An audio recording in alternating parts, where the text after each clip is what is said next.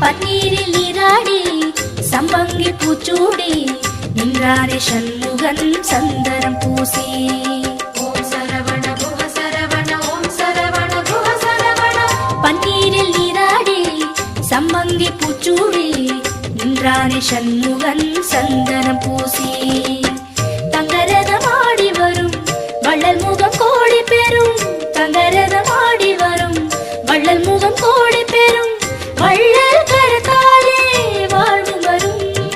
முகன் என்றாலே சுகம் என்றாகும். முகன் என்றாலே சுகம் என்றாகும். பழனி மலையில் பழகும் உறவில் பாசம் பிறக்கும். சண்முகநாதனை